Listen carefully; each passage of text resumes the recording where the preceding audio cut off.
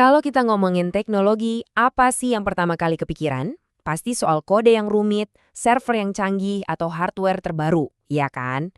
Tapi gimana kalau saya bilang ada satu kekuatan tak terlihat yang diam-diam justru jadi penentu sebuah proyek teknologi itu bakal sukses besar atau gagal total. Oke, biar gampang kita bedah pakai satu studi kasus ya. Universitas modern. Coba bayangin, ini kan organisasi yang super kompleks dan sekarang semua operasionalnya dari urusan pendaftaran mahasiswa sampai kelulusan itu sepenuhnya bergantung sama yang namanya teknologi. Nah, pertanyaannya, apa sih kekuatan di balik layar yang jadi penentu keberhasilan teknologi mereka? Jawabannya mungkin bukan yang Anda duga. Ini bukan melulu soal seberapa besar anggarannya atau seberapa jago tim teknisnya. Untuk ngebongkar misteri ini, kita harus lurusin dulu dua salah paham yang paling umum soal peran teknologi informasi atau TI di dalam sebuah organisasi.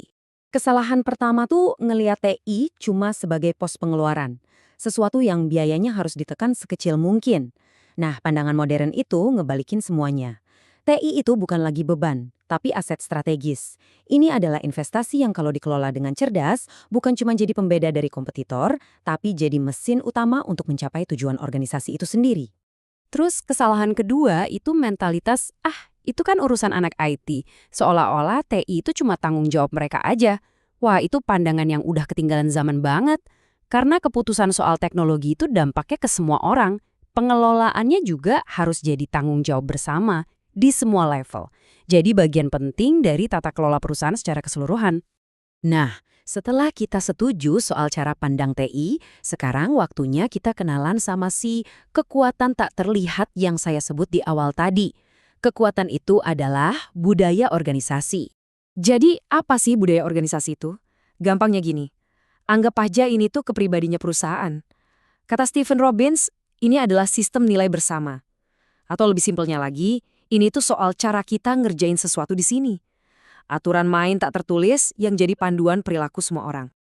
Biar lebih kebayang, kita pakai kerangka dari Cameron dan Quinn. Mereka ngebagi budaya jadi 4 tipe utama. Pertama ada budaya klan. Ini tuh kayak keluarga besar, super kolaboratif dan suportif. Lalu ada adhokrasi. Nah, ini markasnya para inovator. Dinamis banget, berani ambil resiko, pokoknya nyari terobosan terus. Ada juga budaya pasar yang sangat kompetitif dan agresif. Fokusnya cuma hasil dan gimana caranya ngalahin pesaing. Dan terakhir, hierarki. Ini yang serba terstruktur, efisien, dan semuanya diatur sama prosedur dan aturan formal. Oke, cukup teorinya. Sekarang, kita balik lagi ke studi kasus kita, universitas. Dan kita lihat gimana kekuatan-kekuatan budaya ini bertarung di dunia nyata. Dan di sini nih, taruhannya tuh gede banget loh. Kalau tata kelola TI di sebuah universitas kacau, risikonya bisa fatal. Mulai dari proyek teknologi mahal yang ternyata sia-sia, data mahasiswa dan hasil penelitian yang bocor, sampai proses administrasi yang lambatnya minta ampun dan bikin semua orang frustrasi. Nah, uniknya universitas tuh di sini. Ternyata di dalamnya itu ada perpaduan dua budaya yang seringnya malah tabrakan. Di satu sisi ada budaya klan yang kental banget di kalangan dosen dan peneliti. Suasananya kekeluargaan, kolaboratif. Di sisi lain ada budaya hierarki dari bagian administrasi yang penuh aturan, prosedur, dan birokrasi yang kaku. Benturan budaya ini langsung kelihatan efeknya ke keputusan soal teknologi. Budaya klan itu bagus, semua orang jadi merasa dilibatkan, komitmennya kuat. Tapi ya itu, prosesnya jadi lama banget. Sebaliknya, budaya hierarki bisa ngasih stabilitas dan kontrol yang perlu, tapi seringnya kaku dan susah nerima hal-hal baru. Nah, jadi ada tarik ulur terus di sini. Terus gimana dong? Apa organisasi kayak universitas ini selamanya bakal kejebak antara lambatnya si klan atau kakunya si hierarki? Ada jalan keluarnya nggak sih? Dan ternyata, jawabannya itu bukan milih salah satu. Justru kuncinya ada di hal yang paling susah, menemukan keseimbangan strategis. Sukses itu bukan soal budaya mana yang lebih dominan, tapi soal kemampuan untuk menyeimbangkan efisiensi dan kontrol dari hierarki dengan partisipasi dan komitmen penuh dari budaya klan. Biar lebih jelas, kita lihat contoh nyatanya ya, proyek Single Sign-On atau SSO. Tujuannya simpel, satu login buat semua aplikasi universitas. Tapi budaya klan di tiap fakultas bikin mereka ogah-ogahan disuruh ikut aturan terpusat. Nah, disinilah peran budaya hierarki masuk. Pimpinan universitas mengeluarkan kebijakan formal yang wajib diikuti demi keamanan dan efisiensi bersama.